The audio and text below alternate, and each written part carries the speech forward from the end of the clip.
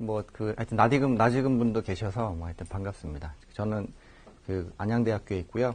여기 강화도에 저희 과가 캠퍼스가 있어서 그래서 그쪽에서 일을 하고 있습니다. 오늘 소개해드릴 내용은 이제 갯벌 저서 생물이 되겠는데 12시 정도까지 지금 한 40분 늦었네요. 하여튼 빠르게 해서 슬라이드가 한 130장 정도 돼요. 그래서 그냥 천천히 이 갯벌에 대한 이제 전반적인 얘기, 그리고 갯벌에 사는 생물들이 뭐가 있는지 이런 것들을 공부하는 시간을 갖도록 하겠습니다. 우선 제가 사실은 이제 시흥시청, 이 시흥 같은 경우 이런 갯벌 학교라는 게 존재해서 이런 생물 다양성이나 갯벌을 공부하고 하는 그런 기회가 많지는 않아요. 많지는 않은데, 시흥 같은 경우는 상당히 이 시청에서 적극적으로 시민들 이제 교육, 또 시민들 참여를 그런 걸 상당히 많이 유도하는 것 같아요. 그래서 저도 개인적으로는 갯벌을 공부하고 갯벌을 이제 보존하는 이런 거를 바라는 입장에서 굉장히 좋다고 생각하고요. 작년에도 굉장히 많으신 분들이 이 프로그램에 참여를 하셨고, 그리고 지금 아마 이 학교에서는 이제 갯벌의 저서생물뿐이 아니라 새들, 그리고 또 식물, 다양한 분야에 대해서 교육들을 하실 텐데, 그것 말고도 또 갯벌의 저서생물을 어떻게 모니터링 하는지 이런 거에 대해서 시민들의 모니터링 네트워크라는 게 또 있습니다. 그래서 거기서도 따로 다른 교육들을 하는데, 그 당시에도 또 이 시흥에서 작년에 참여하셨던 분들이 또 많이 참여를 하셨어요. 그래서 요거를 하고 나시면 또 거기는 이제 저서생물이나 이런 갯벌에 사는 생물들이 좀 특화돼서 그런 이 업그레이드된 그런 이제 교육을 받으실 수 있는 기회도 있고요. 그래서 어쨌든 잘 오셨고 교육을 계속 많이 받으시면 상당한 전문가가 되리라고 보여집니다. 우선 갯벌을 보호하고 우리가 자연을 보호하고 이제 그런 얘기들을 하잖아요. 근데 우리가 왜 자연을 보호해야 되는가 그런 거를 잠깐 좀 생각해 보려고 합니다. 예전에는 우리가 이제 사람과 자연과의 관계에서 사람이 자연을 어떻게 바라볼 것인가는 그런 문제가 있었는데, 과거에는 그냥 개발을 하면 됐죠. 우리는 늘 자연으로부터 우리가 숨어 살았었죠. 과학기술이 발달하기 전까지는. 그래서 자연은 늘 우리가 개발해야 하는 그런 대상이고, 이용해야 하는 대상이고, 그렇게 해서 이제 여기까지 왔죠. 예전에 여기 계신 분들이 어렸을 때는 아주 그냥 동네 근처에 있는 냇가 같은 데서 뛰어놀 수 있었지만, 지금은 그럴 수 있는 데가 없잖아요. 그래, 저도 제가 어렸을 때는, 초등학교 때는 냇가에서 뛰어놀았던 것 같은데, 중학교 때는 그걸 못했던 것 같아요. 근데 지금 와서 보니까, 지금에서 또 다시 뛰어놀 수 있는 그런 데가 다시 또 생겨나는 것 같아요. 도시에도 군데군데 이제 그런 냇가들이 생기니까. 자, 그러면 그런 것들이, 그러니까 내가 어렸을 때 냇가에서 뛰어놀던 것, 그리고 중학교, 고등학교 가면서 뛰어놀지 못했던 것, 그리고 다시 또 어른이 돼서는 다시 또 뛰어놀 수 있는 것. 그런 게 사실 아무것도 아닌 것 같지만, 요즘 같아서는 우리가 여가 생활을 위해서 돈을 투자하잖아요.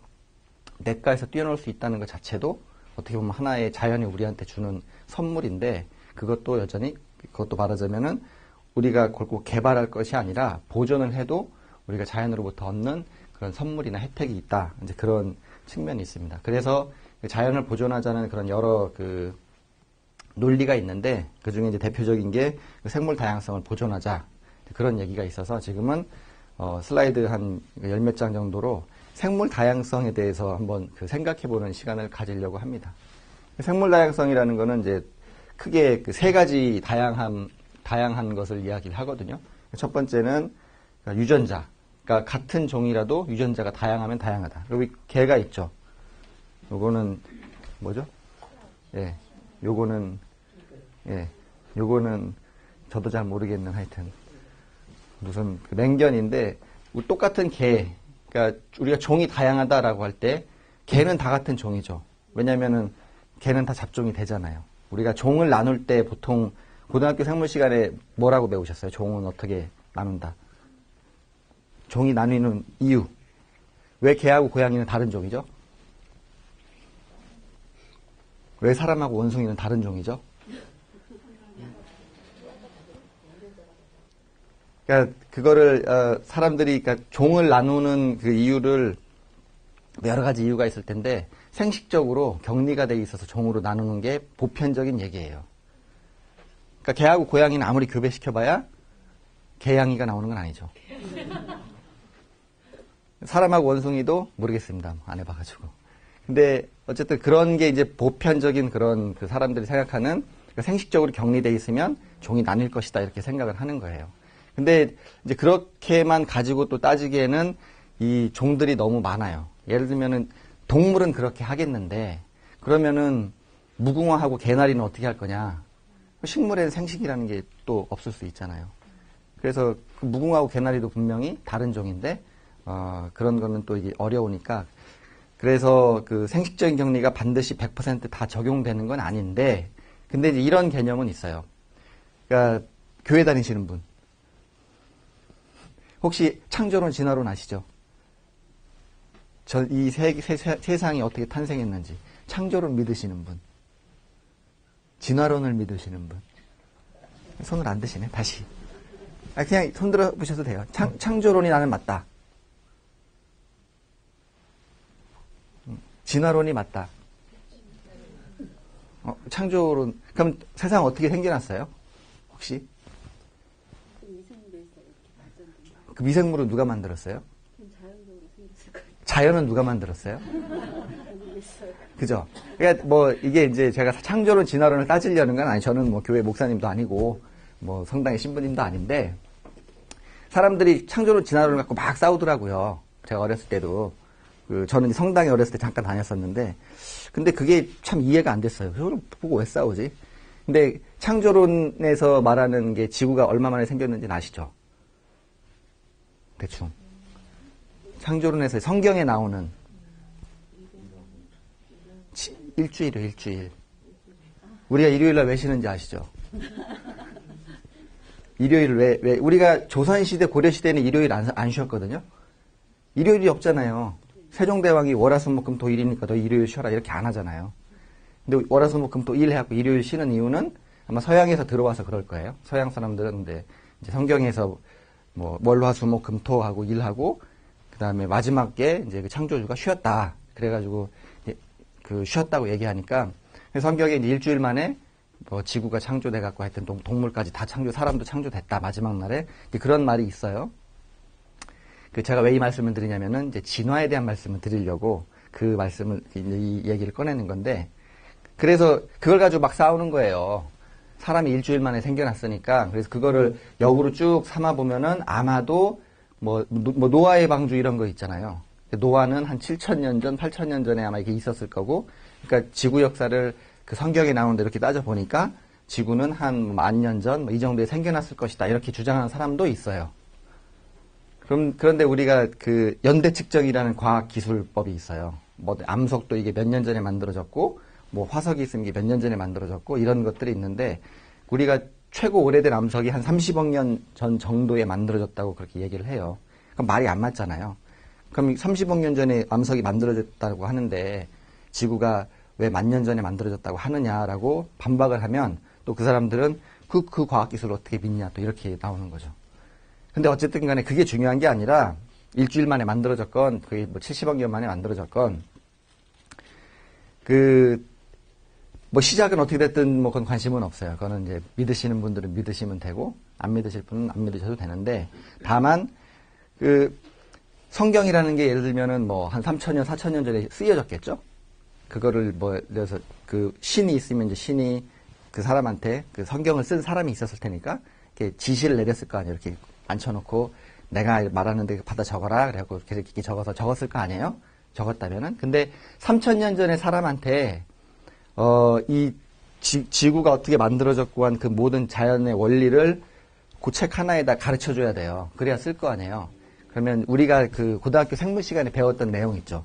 지구가 어떻게 만들어지고 뭐 아까 이제 미생물에서 생겨나고 이거를 3,000년 전에 그 사람한테 아무것도 모르잖아요. 생물도 안 배웠고 그걸 얘기를 해서 써야 되는데 그거를 가르쳐서 할 수가 없잖아요. 알 수가 없으니까. 그러니까 쉽게 일주일 만에 만들었어 이렇게 얘기를 하면 된다는 거죠.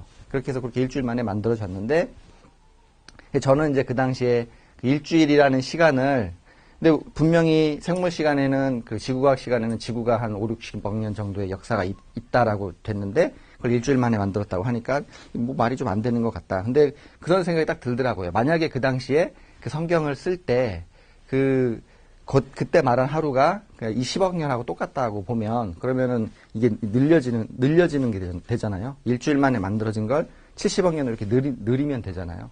그럼 거기 보면은 그래요. 뭐, 첫째 날에는 뭐 물을 만들었고, 둘째 날에는 하여튼 빛과 어둠이 생기고, 물이 만들어지고, 뭐 동물이 만들어지고, 사람이 만들어지고. 그러니까 만약에 하루가 10억 년이면 10억 년 동안 동물이 만들어졌다고 생각을 해보세요. 그거를. 그럼 쭉 동물이 어떻게 만들어졌는지는 설명이 안 돼 있어요. 근데 쭉 만들어졌다고 생각하면 좀 전에 말씀하셨듯이 뭐 미생물로부터 이렇게 진화가 됐다. 이런 그 얘기를 이제 할 수가 있는 거죠. 그래서 그 창조론하고 진화론은 서로 배치되는 게 아니다라는 게 그냥 제 생각이에요. 그러니까 그거 가지고 굳이 싸울 필요는 없다라고 보는데, 왜 진화라는 말씀을 드리냐면, 지금 현재 왜 개와 고양이가 서로 생식이 안 되는가? 그러니까 개와 고양이가 뭐 1, 2년 살고 있는 게 아니잖아요. 이 지구상에 적어도 수천 년은 사람하고 같이 살아왔는데, 수천 년 동안 개와 고양이를 아무리 둘이 교배시켜가지고 새끼를 낳게 하려고 해도 이게 안 되는 거죠. 안 되니까 개와 고양이가 서로 다른 종으로 존재해서 지금 사는 거예요. 지금 우리가 우리 주변에서 보고 있는 모든 생물들이 전부 그런 식으로 됐기 때문에 모기하고 파리는 딱 구분이 되는 거예요. 모기하고 파리는 절대 둘이 생식이 안 되는 거죠. 그래서 그런 관점이 있어서, 그러니까 종이라는 게 그냥 우리가 볼 때는 뭐 그냥 그냥 생물 종인데, 진화적으로 볼 때 수만 년, 수십만 년, 수백만 년 동안 절대 섞이지 않았기 때문에 그게 종이 유지되는 게 가능하다. 이렇게 얘기를 합니다. 그래서 생물 다양성 정의가 이제 세 가지로 나뉜다고 했어요. 같은 종이라도 이제 똑같은 개라도 유전자가 다르면은 또 저걸 다르다고 봅니다. 요거는 이제 사실은 유지하기가 되게 힘들죠. 왜냐면은 치와하고 비글하고 교배시키면 또 잡종이 생기니까. 근데 어쨌든 저런 유전자 다양성도 있고요. 또 두 번째는 이제 같은 생물들인데 종류가 다르면 다르다. 이게 이제 우리가 일반적으로 얘기하는 생물의 다양성의 개념이죠. 이런 개념도 있고. 그다음에 마지막은 그런 생물의 다양성 말고 또 어떤 게 있냐면 생태계 다양성이라는 이야기를 해요. 그러니까 저건 무슨 얘기냐면은 우리가 갯벌이 있고 초원이 있고 무슨 뭐 사막이 있고 하여튼 여러 그런 뭐 공원이 있고, 그러니까 생태계라는 게 거기서 살아가고 있는 생물들이 다양하잖아요. 다양한데 여기 보시면은 뭐 사막, 산림, 습지, 산악, 호수, 강, 평야 이런 것 같은 뭐 자연들이 다양한데 그 사막에 사는 생물하고 산림에서 사는 생물하고 다르죠. 다르니까 우리가 사막하고 산림을 두 개를 동시에 가지고 있으면 그거에 따라서 아주 다양한 생물들을 가질 수 있게 되는 거예요. 근데 그게 아니라 만약에 사막이 쓸모없다고 다 거기를 뭐 예를 들어 풀을 심어가지고 산림으로 바꾼다거나 아니면 산림 필요 없다고 해서 나무를 다 베가지고 사막으로 바꾼다거나 이렇게 하면은 다양성이 떨어지는 거죠. 그래서 생태계 다양성을 유지시키는 것만으로도 생물의 다양성을 우리가 확보할 수가 있다. 그렇게 해서 생태계 다양성이라는 그런 이야기를 합니다. 그래서 종 다양성을 바라볼 때는 이제 크게 세 가지 관점. 그러니까 유전자가 다양하다라는 거, 그다음에 생물 종이 다양하다, 그다음에 생태계가 다양하다. 이런 식의 얘기가 있습니다. 자, 그러면 이렇게 생물들은 다양해요. 생물들이 다양한데 사람들이 그러면 자연을 왜 보호하자고 생각하냐? 예전에 환경운동을 하시는 분들, 뭐 자연보호를 부르짖는 그런 분들이 얘기한 거는 이게 생물 다양성 자체가 우리한테 준 선물이기 때문에 우리가 그걸 그냥 지켜야 된다. 지금까지 우리가 그거를 이용하고 파괴하고 개발하기만 했는데 그냥 귀한 거기 때문에 지켜야 된다. 이렇게 얘기를 했습니다. 그래서 사실은 그런 거는 부자 나라들, 뭐 미국이나 뭐 일본이나 뭐 유럽이나 부자 나라들에서는 통해요. 왜냐하면 먹고 살만 하니까. 그냥 우리가 그래 이것도 좀 예쁘게 지켰으면 좋겠다. 근데 당장에 먹고 살 것도 없는 나라들한테 그런 얘기 해봐야 아무런 효과가 없죠. 그래서 사실은 이제 그러니까 이런 얘기가 선진국에선 통하지만 후진국에서는 통하지가 않죠. 근데 지금 생각을 해보시면 전 지구에서 그 자연이 가장 파괴되지 않고 뭐 원시림이라든지 뭐 밀림이라든지 이런 게 존재하는 거는 대부분 다 후진국들이에요. 아마존 밀림도 개발이 안 돼 있으니까 보존되는 거죠. 인도네시아 같은 데 가도 산림이 많이 있고 산호초 이런 게 많은 거는 전부 열대 지역에 못 사는 나라들에 있단 말이에요. 근데 그런 식으로 돼 있는데 그래서 그거를 보호를 해야 돼요. 보호를 하지 않으면 다 개발해가지고 거기 사는 사람들은 그거를 개발해서 거기 그 땅에다가 뭐 농사도 짓고 하면서 먹고 살아야 되니까. 그런데 이제 그런 문제가 있어서 이 생물 다양성을 어떻게 보존해야 되느냐 하는 그런 그 이야기가 그 논리가 그러니까 자연이 존엄하니까 그냥 보존해야 되자라는 이런 말이 더 이상 순진한 말이기 때문에 통하지가 않는다는 거예요. 그렇게만 해서는. 그래서 사람들이 이제 생각을 했습니다. 뭘 생각을 했냐면 이제 개발하니까 이렇게 됐다는 그 만화고요. 생물 다양성을 그냥 존엄하니까 뭐 그래서 우리가 보호하는 게 아니라 생물 다양성 자체가 우리한테 주는 혜택이 있기 때문에 우리가 그거를 생물 다양성을 없애면 그 혜택이 없어지니까 그걸 따져보자는 거예요. 생물 다양성을 없앴을 때 우리가 잃는 손실하고 그다음에 생물 다양성을 보존했을 때 우리가 얻는 혜택 그 두 개를 따져서 뭐가 더 큰지를 보자. 그거를 이제 사람들이 보기 시작한 거예요. 그래서 생물 다양성이라는 게 갖는 이런 그 가치가 뭔지를 이제 봤습니다. 그랬을 때 등장하는 개념이 생태계 서비스라는 개념이 등장을 해요. 생태계 서비스라는 게 뭐냐면 그러니까 생태계라는 게 생물을 그 포함하고 있는 가지고 있는 그런 이제 어떤 시스템인데 생태계가 생물 다양성을 가지고 있으니까 그 생태계가 우리한테 어떤 서비스를 줄 수가 있죠. 그럼 그 서비스가 뭔지를 이제 살펴보자라는 게 사람들의 생각이었습니다. 그래서 생태계 서비스라는 개념 자체는 여기 보시다시피 1983년도에 처음으로 소개가 됐어요. 그러니까 오래된 개념이 아니에요. 한 30년 정도 되는 그런 개념인데 그 정의는 어떻게 되어 있냐면 사람이 생태계로부터 얻을 수 있는 혜택 그런 걸 의미하고요. 이렇게 한 83년도에 소개가 됐고 한 20년 정도 후에 어떤 일이 있었냐면 그 UN 우리 반기문 사무총장님이 그 수장으로 있는 유엔의 UNEP라고 하는 그런 그 환경 관련된 조직이 있어요. 그 기구에서 연구를 시작합니다. 생태계 서비스라는 걸 우리가 한번 공식적으로 만들어 보자. 그래서 이 새천년 생태계 평가 보고서라는 거를 한 4년 정도 연구를 해서 보시면은 한 95개국 1360명 과학자가 참여해서 4년 만에 이런 책을 만들어냅니다. 이 책을 이제 만들었어요. UNEP에서. 자, 이렇게 만들어내면은 이제 이게 도대체 무슨 의미를 갖는가. 이걸 한번 곰곰이 생각을 해보셔야 돼요. 83년도에 뭐 엘리 앤 문이라고 하는 두 명의 저명한 학자가 생태계 서비스라는 거를 이야기를 했어요. 우리가 자연을 보호하기 위해서는 생태계 서비스라는 관점에서 자연이 우리한테 서비스를 많이 주니까 보호합시다 이런 개념을 얘기를 했는데 사람이 그렇잖아요. 그거를 어떤 유명한 학자나 또 저명한 사회 인사가 이야기한다고 해서 사람들이 그걸 따르진 않잖아요. 그럼 진짜 저 논리를 적용해가지고 우리는 지금 당장 개발하고 있는 거 다 중단하고 한번 따져보자. 근데 이미 1983년도면 우리나라 같으면 개발 한참 하고 있을 때예요. 우리가 예를 들어 시와호가 1990년대 중반에 막혔죠. 그다음에 새만금은 2000년대 중반에 막혔죠. 그런 식으로 우리는 열심히 개발하고 있을 때거든요. 이거하고 상관없이. 근데 이 보고서가 나왔어요. 이게 갖는 의미는 뭐냐면 유엔에서 저렇게 얘기를 했다라는 거는 이거 뭐 재미가 있으실런지 모르겠는데 반기문 사무총장은 우리가 아주 자랑스러워하는 이제 유엔의 수장이에요. 근데 유엔이라는 데가 곰곰이 생각해 보면은 유엔이 뭐라고 생각하세요? 유엔이 무슨 힘이 있다고 생각하세요? 유엔이라는 데 이제 각국의 이렇게 정상들 뭐 대통령 아니면 대사들 이렇게 모여가지고 회의를 하잖아요. 유엔에서 결의를 딱 하면은 그게 전 세계에서 자 같이 따릅시다 이렇게 하고 사람들이 따라가나요?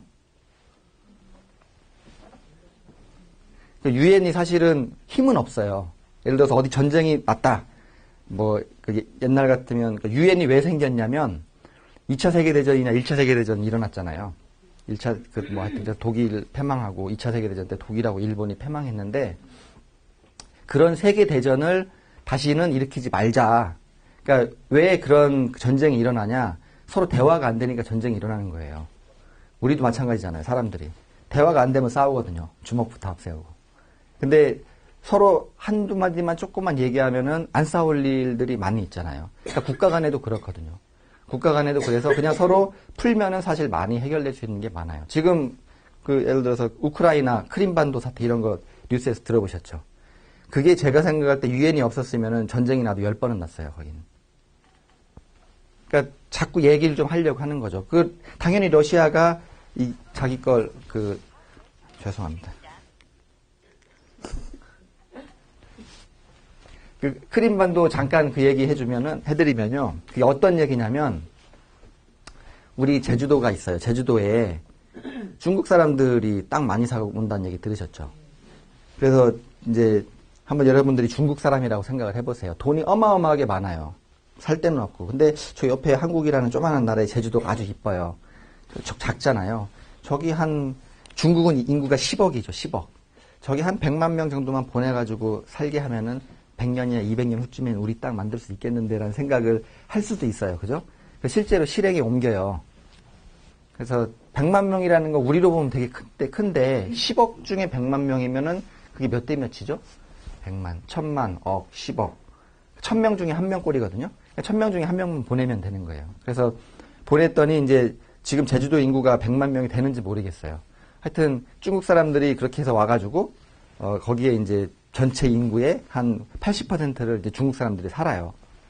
제주도에서 이제 가정을 하는 거예요. 지금 그렇다는 게 아니라. 그리고 나중에 한 100년쯤 지나요. 100년쯤 지나면 물론 그 사람들이 이제 뭐 2세도 낳고 3세도 낳아서 뭐 우리말도 하고 하겠지만 어쨌든 중국 사람들이잖아요.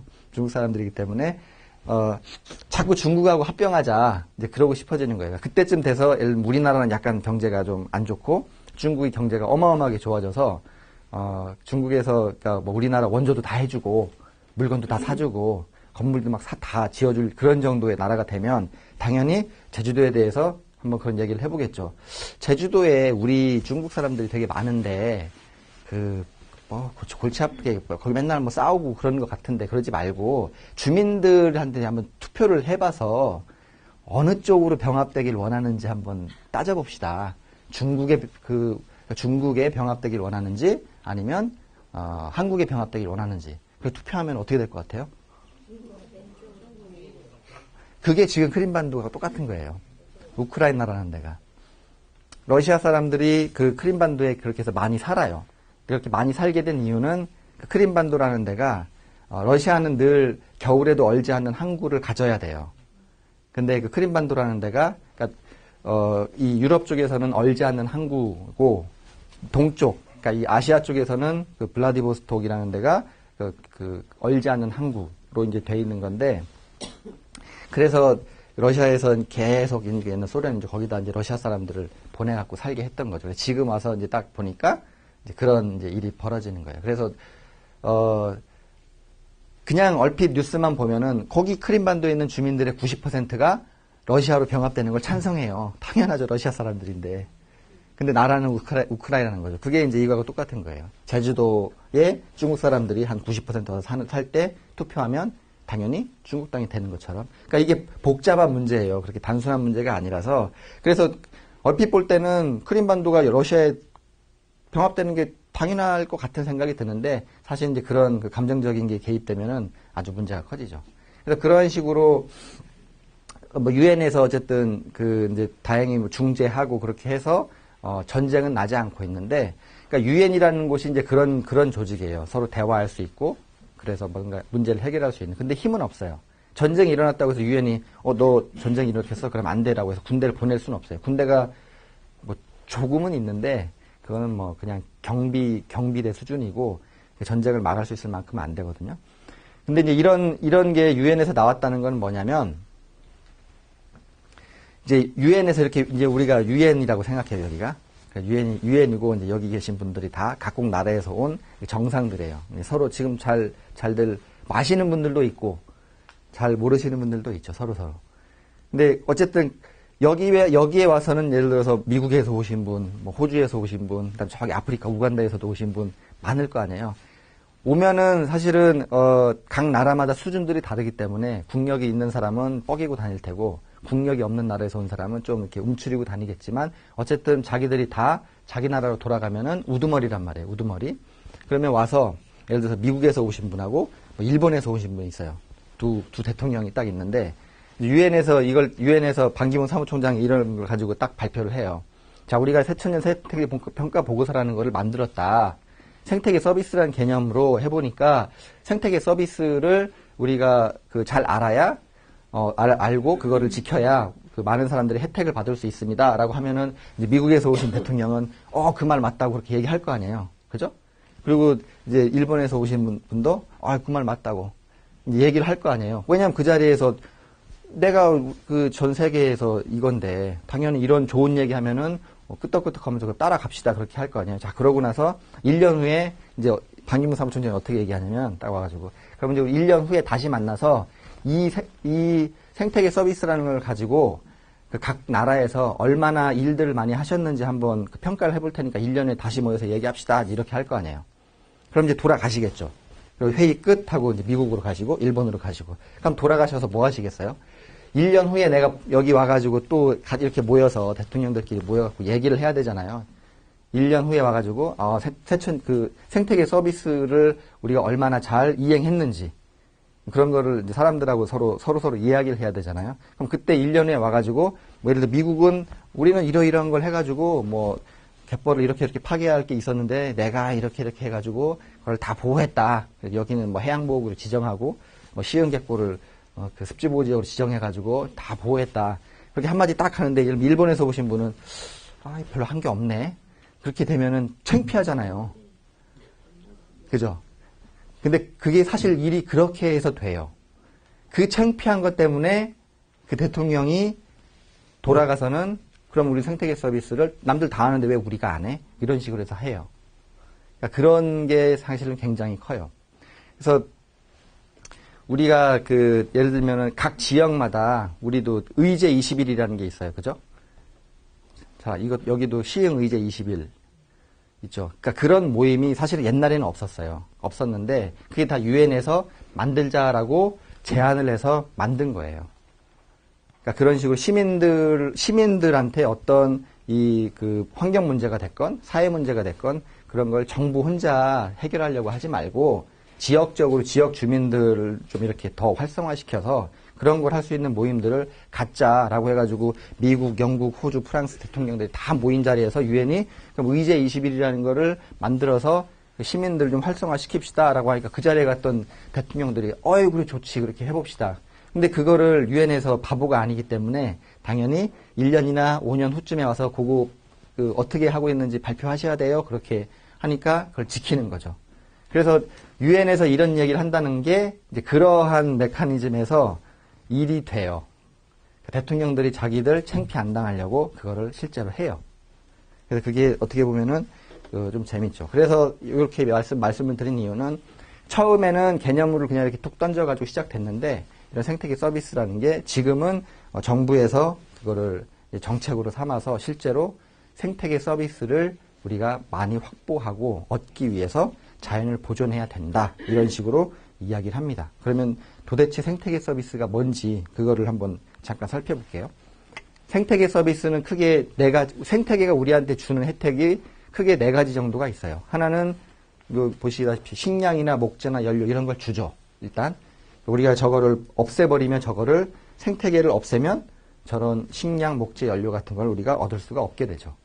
또 하나는 뭐가 있냐면 자연현상을 조절하기도 해요. 그래서 연안에서 침식을 방지하기도 하고 또 홍수를 방지하기도 하고 기후조절을 가져오기도 하고 질병을 방지하기도 해요.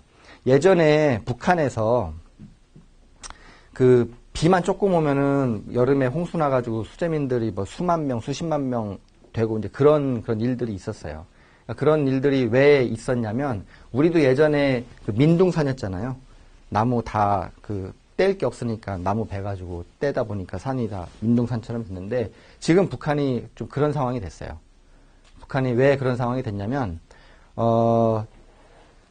북한에 이제 밭이 있고 논밭이 있고 논밭 옆에 이렇게 이제 산으로 언덕으로 대부분 이제 그렇게 돼 있잖아요, 우리나라가. 근데 논밭이라는 게 농사 혹시 지으시는 분 계시나요?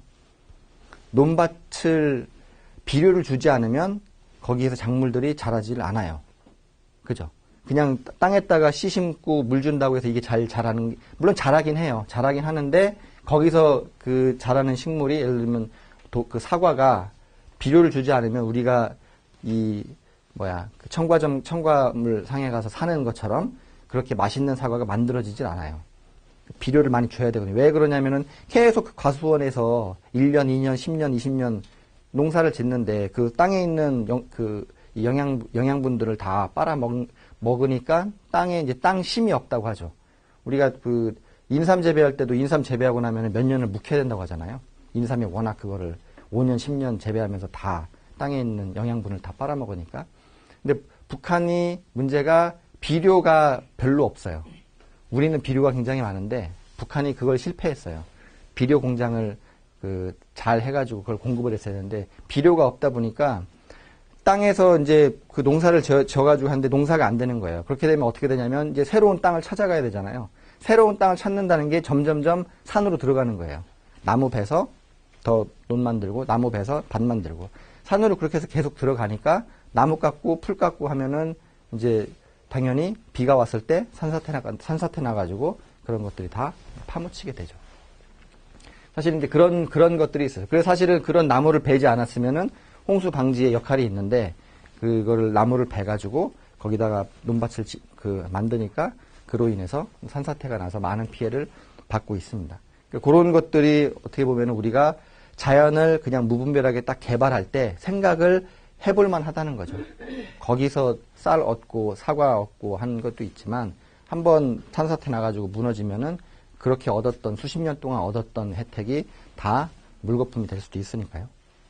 그렇게 자연현상 조절이라는 게 있고 또 생태계가 우리한테 주는 거는 자연 기능이라는 게 있습니다. 그래서 광합성도 주고 퇴적도 해주고 또 오염도 정화해주고 또 물질 순환도 해주고 갯벌이 하수 처리장처럼 오염을 정화해준다 이제 이런 얘기들 들어보셨죠? 그런 것도 있고 광합성이라는 거는 광합성 뭔지 아시죠?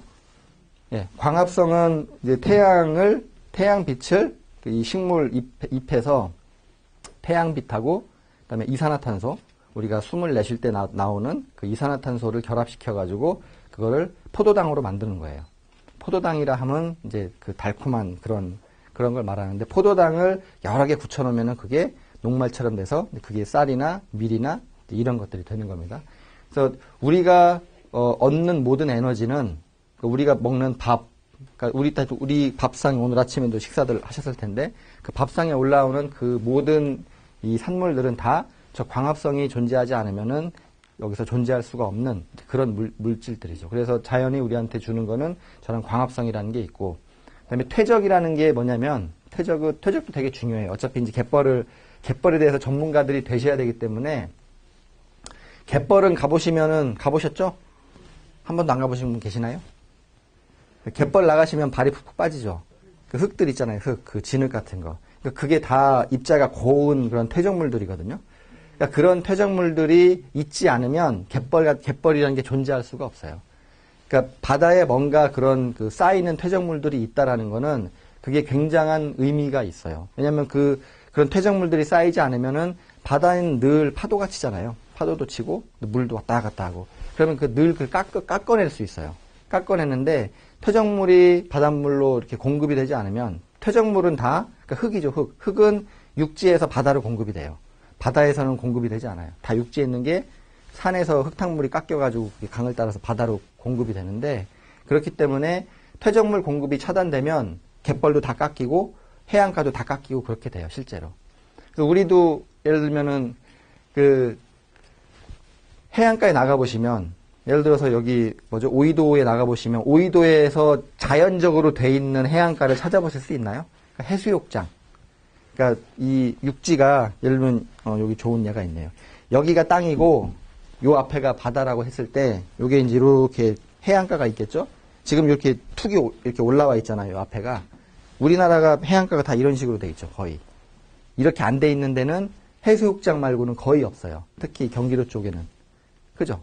오이도 가시면은 해수욕장이 없잖아요. 갯벌이라고 해도 이렇게 방조제가 있고 거기를 내려가서 들어가야 그렇게 갯벌이 있는데, 자, 이런 식으로 이런 이제 구조물들, 그러니까 육지하고 바다를 서로 이렇게 막아놓는 이런 구조물들이 있게 되면 어떤 일이 벌어지냐면 육지에서 흙이 못 내려가요.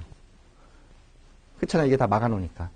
그렇게 되면은 이 바다에는 갯벌로 없어질 수 있고, 갯벌이라는 게 있으면은 갯벌에는 풀이 자랄 수 있잖아요.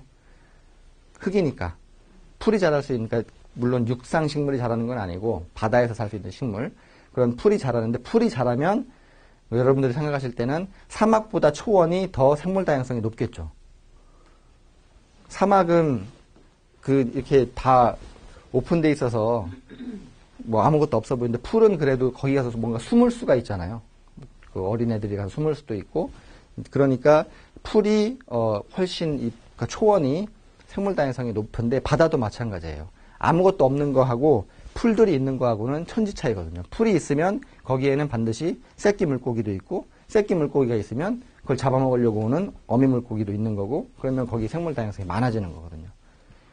그래서 그렇게 만약에 퇴적물 공급이 안 되면 더 이상 풀들이 자랄 수 있는 흙이 없으니까, 그렇게 되면은 바다가 점점 황폐화되져요. 황폐화되기 때문에. 그래서 요새 이제 이 바다에서 사람들이 생각하는 게, 이런 바다에 있는 뚝들을 가능하면 필요한 거는 놔두고, 이게 파도를 또 막아야 되니까 필요 없이 건설해 놓은 거는 좀 이렇게 터가지고 퇴적물들이 이제 공급될 수 있도록 그렇게 하자라는 이제 그런 움직임들이 많이 있습니다. 우리나라도 이제 막 그렇게 앞으로 10년 정도 지나면은 이제 그렇게 될 거예요. 정부에서 그걸 알고 그렇게 진행을 하려고 지금 계획을 수립해서 하려고 하고 있습니다. 그래서 생태계 서비스 이제 세 번째 이런 얘기를 했고요. 마지막 생태계가 주는 서비스는 뭐냐면 이제 이런 걸 주죠. 가서 우리가 먹고 마시고 놀 수 있는 그런 아주 좋은 환경을 제공한다는 거죠. 자연이 없으면 이런 게 다 주어질 수 없다는 거죠. 자, 그러면 이렇게 생태계 서비스가 이제 4가지 종류가 있는데, 갯벌이 우리한테 주는 생태계 서비스는 그럼 어떤 것들이 있느냐 한번 따져볼게요. 대충 해보니까 그 4가지 종류, 아까 말했던 4가지 종류, 물자 공급, 그다음에 그 뭐 기후 조절 관련된 자연 기능 조절, 또 자연 기능 제공하는 거, 그리고 그 문화 휴양 부분, 그렇게 해서 그걸 다 해보니까, 우선 첫 번째 갯벌은 물고기들이 알을 낳고 새끼들, 그러니까 치어들이 자랄 수 있는 그런 산란지 보육장의 역할이 돼요. 그리고 두 번째는 퇴적 환경이 제공돼요. 이게 흙이 많으니까 이게 퇴적 환경을 제공하는 거. 그럼 세 번째는 그 영양염이 순환된다라는 이런 게 있습니다. 그리고 네 번째는 탄소를 저감시키고, 저거는 이제 기후변화 때문에 저런 문제가 있는 거고요. 다섯 번째는 적조 발생이 억제돼요. 저거 되게 재밌어요. 우리나라 적조 발생이 여름 되면은 맨날 그 뉴스에 나오고 그러죠. 적조가 뭔지는 아시죠? 적조가. 아주 유해한 그 작은 플랑크톤들이 있어요. 그러니까 크기가 작은 식물들인데, 그 녀석들이 일부 종은 이 독을 분비해요. 신경독이나 이런 것들을 분비해서 그런 것들이 들어오면 주변에 있는 다른 동물들이, 그러니까 한두 마리 있을 때 상관이 없는데, 요만큼의 한 1억 마리, 2억 마리 이렇게씩 살아요. 워낙 그렇게 살기 때문에 바닷물이, 그리고 걔들이 색깔이 빨가니까 시뻘겋게 보여서 그래서 적조 이렇게 표현을 하는 거거든요. 근데 그게 남해안에는 적조가 많은데 서해안에는 적조가 발생했다는 얘기가 없어요. 나중에 한번 가만히 그 뉴스 같은 거 있으면 보세요. 남해안에는 적조가 발생하는데 서해안으로는 절대 안 올라와요, 적조가. 이유가 뭐냐? 이유가 갯벌 때문에 그래요. 왜 갯벌 때문에 적조가 발생하지 않느냐? 갯벌이 적조를 잡아먹는 게 아니라, 서해안은 이렇게 그 오이도도 마찬가지인데, 바닷물 보시면 바닷물이 우리가 상상하는 열대 바다에 아름다운 인어들이 뛰놀고 하는 그런 아주 맑고 투명한 바다는 아니에요. 그죠? 그걸 상상하시면은 오산이죠. 근데 동해 바다를 가시면 좀 달라요. 동해 바다는 그래도 이렇게 푸르고 맑고 푸른 그런 또 느낌이 있어요. 뭐 정동진이나 이런 데 가시면. 그래서 이제 여러분들이 생각할 때는, 보통 사람들이 생각할 때는, 서해 바다는 더럽고 칙칙한데 동해 바다는 맑고 깨끗하고 좋다, 이렇게 생각하실 수가 있는데, 저희 같이 이제 바다를 공부하는 사람들은 생각이 정반대예요. 저 같은 경우는 바다는 누리끼리 해야 더 건강해요. 저희가 생각할 때는. 왜냐면 적조가 이렇게 이제 적조라는 게 그 플랑톤이 많이 살아서 생기는 건데 왜 발생하냐면 이 영양염들이 많고 햇빛이 아주 많이 내리쬐고 온도가 올라가면은 걔네들이 폭발적으로 번식을 해가지고 그래서 적조가 생겨요. 근데 서해안으로 걔네들이 만약에 들어오면 서해안에는 흙탕물이잖아요. 흙탕물이 있기 때문에 기본적으로 빛이 못 들어가요. 그렇죠? 빛이 못 들어가니까 살고 싶어도 못 사는 거예요. 그래서 적조 생기면 뭐 뿌려요? 황토 뿌리잖아요. 서해안은 다 황토예요, 그게. 물론 색깔이 노란색은 아닌데, 그거는 이제 좀 썩어서 그런 건데, 어쨌든 그 흙이 다 황토하고 마찬가지인 거거든요. 자연적으로 이미 황토가 뿌려져 있는 거하고 똑같은 효과이기 때문에 적조가 발생할 수가 없죠, 서해안에서는. 그래서 그런 것들도 마찬가지로 이런 갯벌이 가져오는 이런 어떤 혜택입니다. 만약에 우리가 오이도에 있는 그 갯벌을 몰래 다 없앴다. 그러면 어쩌면 오이도에 매년 적조가 생길 수도 있어요. 없애면. 근데 그 갯벌이 있기 때문에 적조가 생기지 않는 그런 역할이 되고요. 그다음에 갯벌이 있으니까 그만큼 그 파도를 갯벌들이 자기가 대신해서 맞아주기 때문에 이 해안가가 침식되는 것을 이제 방지해주고요. 오염물질을 정화시키기도 하고 또 해산물을 공급해주는 그런 역할도 하고 그리고 휴양 및 생태 관광 이런 것도 있습니다. 여기서 이제 가장 중요한 것 중에 하나가 이거예요, 사실은. 다른 거는 다 우리가 느낄 수가 있어요. 웬만하면은 뭐 거기서 조개 캐면은 우리가 먹을 수 있으니까. 근데 잘 못 느끼는 것 중에 하나가 이겁니다. 영양염이 순환된다, 재활용된다. 그 재활용은 아시잖아요. 우리가 먹고 버리는 저 PT병을 만약에 재활용하면 다시 쓸 수 있는데 영양염 순환이라는 게 얼마나 중요한지 그런 거에 대해서 한번 말씀을 좀 드릴게요. 우리 몸에도 피가 안 돌면 어떻게 되죠? 그죠? 잘하시네요. 자연도 마찬가지로 우리 몸의 피라는 게 우리 몸에서 뭘 하죠? 피가 돌면서 산소 공급하고 영양도 공급해주고 또 이산화탄소를 빼가지고 노폐물도 다 빼서 그렇게 해서 배출하게 하는 그런 순환의 역할을 하잖아요.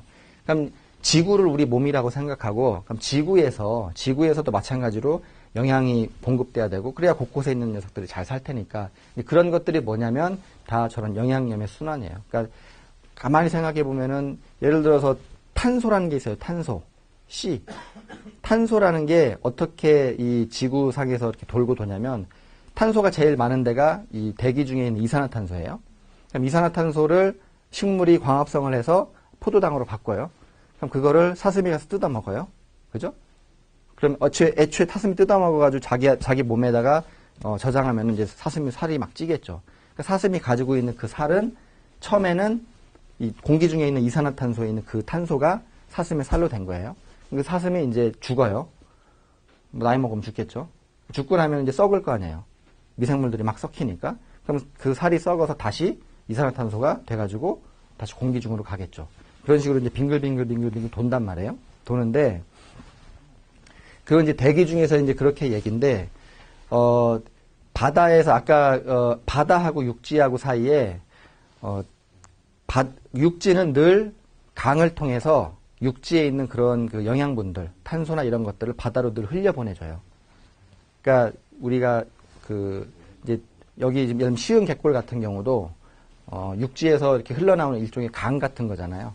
그럼 시흥 갯골을 통해서 저 육지로부터 어떤 그 영양염, 그러니까 우리가 이제 그 먹고 싸고 하는 이제 그런 것들, 똥 오줌들, 그런 것들이 다 시흥 갯골을 통해서 내려와서 이제 오이도를 거쳐서 경기만으로 퍼질 텐데 그 똥 오줌이라는 게 다 뭐냐면 바다에 사는 식물들로 보면은 다 자기 먹을 거죠. 비료.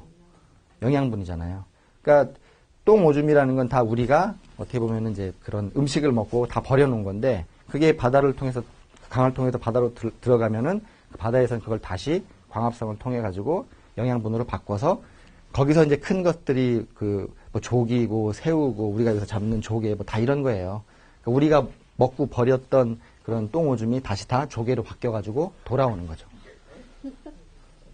근데 그게 이제 이렇게 사이클이 이렇게 이루어지는 건데 만약에 그게 툭 끊겼다. 그러니까 우리가 열심히 먹고 쌌던 똥 오줌이 시흥 갯골을 통해서 나갔는데 우리가 여기 이제 시흥 갯골에 그런 갯벌이 예를 들어서 없어요. 없으면 그 나갔던 그 똥물이 그전에는 이제 이렇게 조개로 다 바뀌어갖고 우리가 참 고맙게 먹을 수 있었는데, 갯벌이 다 없어져가지고 조개가 살 수 없으면, 그럼 그 똥물이 다 어떻게 돼요? 그냥 거기 있는 거예요.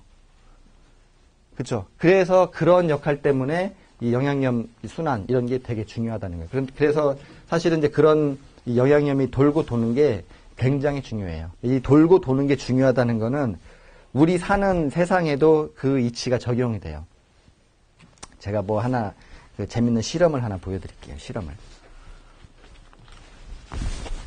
왜 돌고 도는 게 중요하냐? 자, 돈은 돌고 도는 게 중요해요. 돈은. 이 돈이 돌고 도는 게 왜 중요한지를 알려드릴게요. 이거는 딱 1,000원이에요. 그죠? 1,000원이에요. 근데 제가 이제 이거를 가지고 선생님이 저한테 안마 2번만 딱 해주세요. 안마. 아유, 감사합니다. 아유, 피로가 다 풀렸네요. 안마 하셨으니까 1,000원을 딱 드리는 거예요. 그죠? 그 다음에 안마 2번만 좀 해줘보세요. 네, 됐습니다. 아유, 1,000원어치 한번 잘해주셨네. 또 안마해서 1,000원 한번 벌어보세요. 예. 그죠? 이제 저도 제 전문 안마사기 때문에, 예. 예, 이제 주셔야죠. 예. 아유, 감사합니다. 원래는 1,000원이었었는데, 좀 전에 제가 지금 1,000원 어쨌든 벌으셨었어요. 그죠? 1,000원을 또 벌으셨고, 1,000원을 벌으셨고, 저도 1,000원을 벌었어요. 그러니까 그냥 가만히 있었으면 1,000원인데, 이게 한 번, 2번, 3번, 4번 가니까 4,000원이 된 거예요. 어쨌든 간에 1,000원이 벌었다 썼지만, 나라에서 볼 때, 이거를 따질 때는 이게 우리나라가 벌써 4,000원이라는 돈을 생산한 그런 그 GNP 계산할 때 그런 의미가 돼요.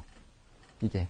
그러니까 가만히 있으면 1,000원이지만 돌면 4,000원이 돼요. 그러니까 경제라는 그 돈이라는 거는 돌아야 그 사회가 잘 되고 좋아질 수 있는 거예요.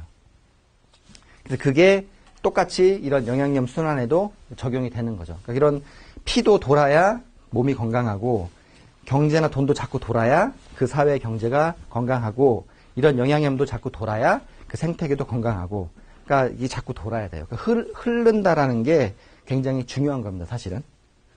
잘 아셨죠? 네. 그러면은 여기까지만 잠깐 하고요. 한 10분 정도 쉬었다가 2번째 계속 점심시간까지 그냥 쭉 하겠습니다.